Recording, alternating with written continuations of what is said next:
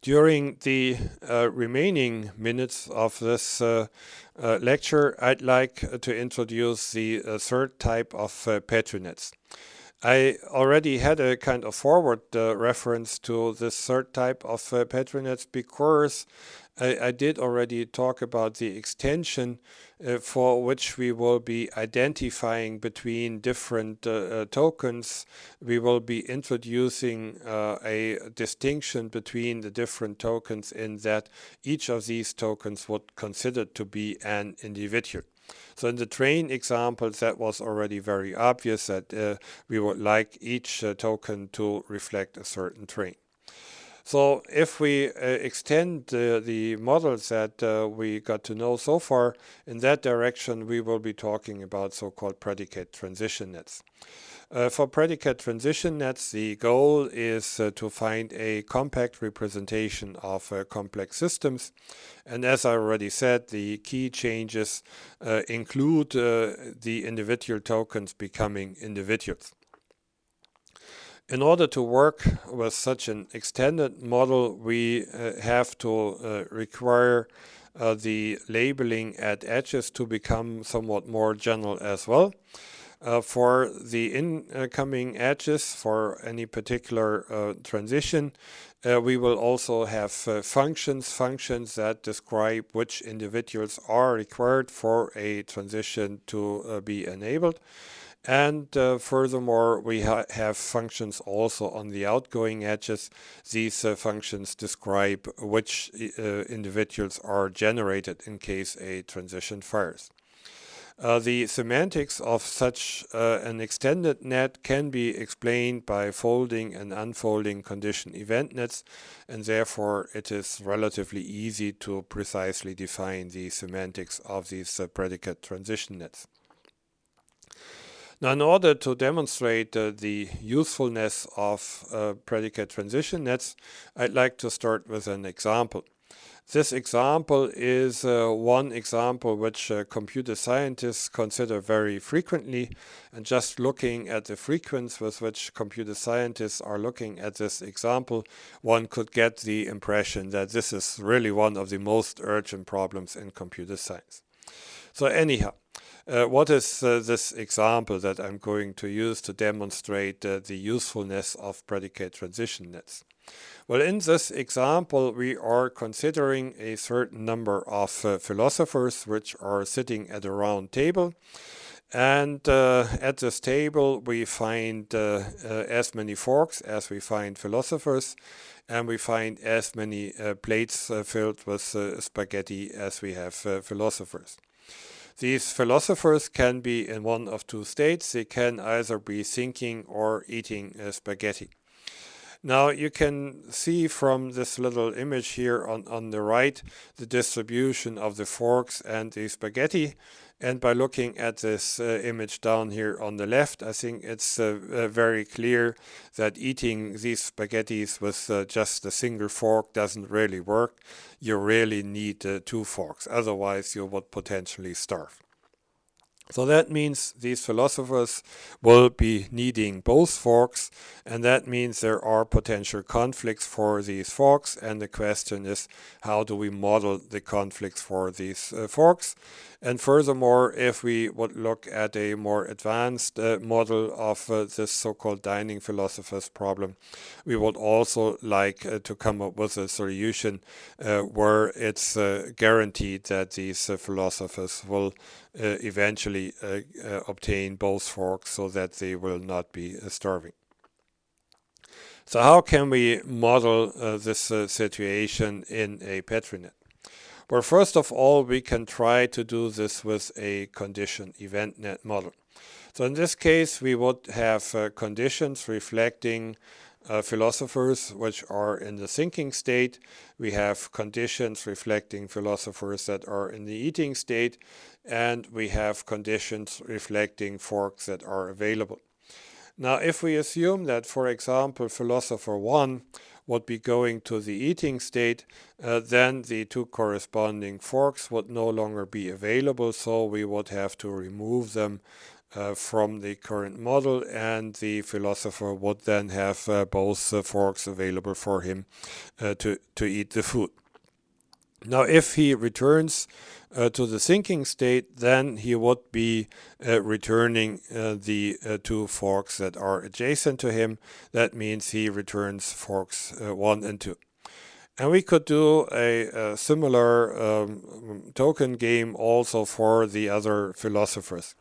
However, I think you do agree that this model is already rather large. It is quite clumsy, considering that we are just looking at 3 philosophers. We already have quite a number of conditions, and it is furthermore not possible to extend that model to more philosophers. We would explicitly need to introduce additional conditions, and that would make this model even larger. So therefore, we are looking at a way of using a somewhat more simple net. And this way of using a more simple net is provided by looking at these tokens as individuals. That means we have a token that is denoting philosopher 1 and one which is denoting philosopher 2, and the same goes for philosopher 3. And we have forks that can be identified to be fork number 1, 2, or 3. And also we see that over here we require the left and the right fork to be available if a particular philosopher is going to the eating state, and if that philosopher is going back to the thinking state, then he will return his 2 forks. Now, for this model, we can also play the token game, which in this case means that if we are actually moving this philosopher from the thinking state to the eating state, we will also have to remove the forks there from the pool of forks, or from the particular place that this fork has been, where this particular fork has been before. So we have to move this fork 2 over here as well. Let's move fork over here as well. So we have moved fork over here as well. And if that philosopher goes back to the thinking state, then he will return these forks number 1 and 2. So actually we have forks that can be distinguished, even though in practice it might be impossible to distinguish between forks. But over here we assume that maybe these forks have some inscription on them. Now, with this approach, it is actually also possible to rather easily extend this model to cover a situation in which we have more philosophers. So covering the situation in which we have 4 or even more philosophers is not that difficult. We just have to add additional tokens there, and we have to extend these functions. So this demonstrates very clearly the usefulness of this extension of Petri net's model.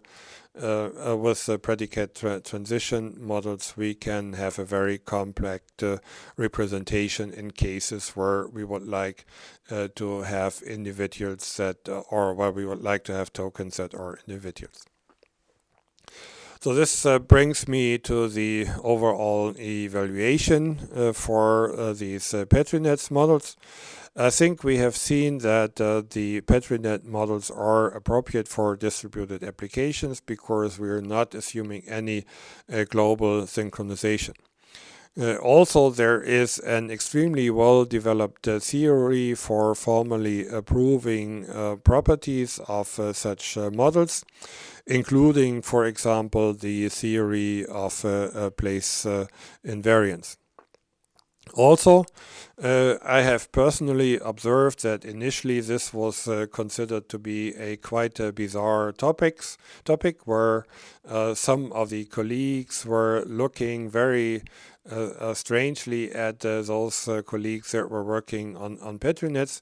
However, in the meantime, during the last 10 to 15 years, Petri nets really became mainstream, and they are used for many applications.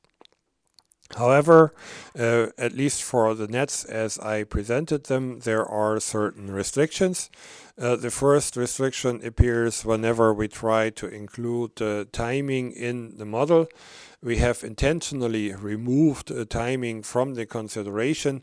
Now, if, however, we would now like to model timing, then what has been an advantage so far turns out to be a disadvantage. It becomes a little difficult now to introduce timing into models that initially were designed without such a modeling capability. And then, of course, there is not really a good support for programming elements, and at least in standard nets, there is no means to support hierarchy. There have been enormous efforts that aimed at removing these restrictions. I did mention already that these nets made their way into mainstream technology. So, for example, we find them in software technology. In software technology, the specialists working there are using UML as a modeling standard. And in UML, we find so-called activity diagrams, which actually are extended Petri nets. So this is an example of such a activity diagram. In the activity diagram, we have these shapes which denote conditions. We have these shapes which denote events. And we can see that certain conditions are required for certain events to take place. The generalization that took place in the UML modeling activity also includes certain optional conditions, and this generalization also includes decisions, as you can see them down here. The standardization also includes the so-called notion of swim lanes. That means you're organizing the different conditions and events into columns, and each of these columns would then correspond to one certain location that is in charge of that particular part of the model. Now, this organization into columns reminds us a little bit of what we are doing for SDL. So we see that, again, it's very useful to be familiar with SDL because we see certain links there. Now, this brings me to the overall conclusion of the presentation today. Today I introduced Petri nets, which focus on modeling causal dependencies. I introduced three different kinds of nets. I introduced condition event nets, where the restriction is to have at most a single token per place, or to have at most a single token per condition. That's how we call this in this particular type of nets. And then we have the second type of nets, which are called place transition nets. For place transition nets, we have multiple tokens per place. And finally, I briefly introduced so-called predicate transition nets, where tokens now become individuals. I use the dining philosophers example to demonstrate the usefulness of predicate transition nets. And then finally, I mentioned that some extensions are required to get around some of the inherent limitations. And I also mentioned that for UML, we have activity diagrams as a case of using extended Petri nets. So this concludes today's presentation. Thank you very much.